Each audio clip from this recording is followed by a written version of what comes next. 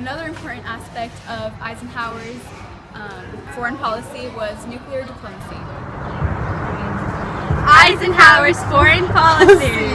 Okay, so President Eisenhower was born in Denison, Texas on October 14, 1890. However, was raised in Alvine, Kansas. He won an appointment to the U.S. Military Academy at West Point, New York in 1950. His road to the White House. By the year 1940, he left military duty to become the president of New York City's Columbia University. Afterwards, in 1952, he then decided to run for presidency and was elected as the 34th president of the United States. During his ruling, Eisenhower was able to achieve various legislative victories. The president was able to strengthen the Social Security program, increasement in minimum wage, and made the Department of Health, Education, and Welfare. His presidential accomplishments deal with him sponsoring and signing the Civil Rights Bill of 1957. During the 1950s, he refused to cut taxes to balance the budget by investing for defense.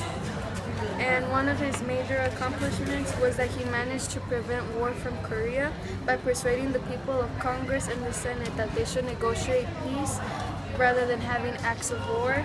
Eisenhower never wanted war that would diminish America's prestige.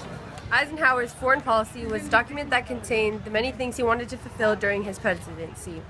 This document included maintaining the U.S. economy, using nuclear weapons to repress communist aggression, using CIA to do covert missions against leaders or governments working with Soviet control, and it also included things to strengthen relationships with allies or unaligned governments. Eisenhower wanted to intimidate the USSR by using nuclear weapons. His policy adopted the use of massive retaliation, which viewed the nuclear weapons as a means of deterring war.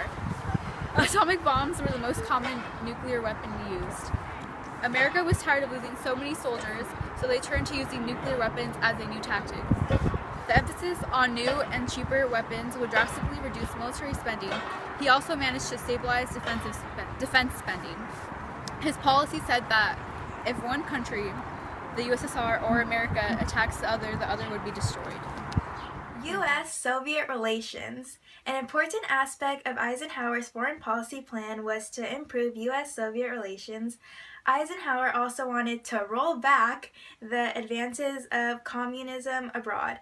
After taking office in 1953, he devised a new foreign policy tactic to contain the Soviet Union and even win back territory that had already been lost.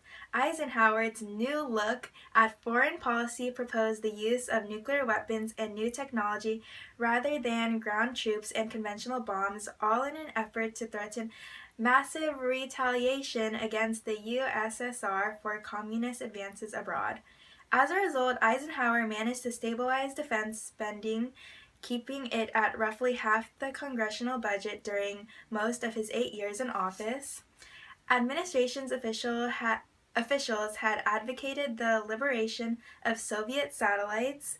Eisenhower, however, decided not to take action to aid the Hungarian freedom, since any intervention carried the risk of starting a U.S.-Soviet war that could lead to nuclear exchange. Eisenhower fulfilled the foreign policy by instituting a new military policy for armed forces.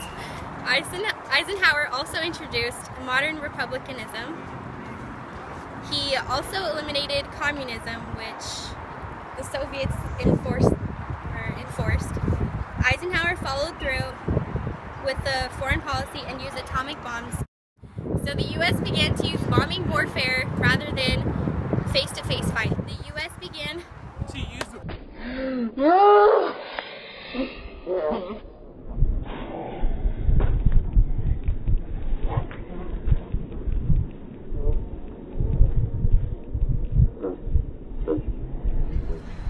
Set.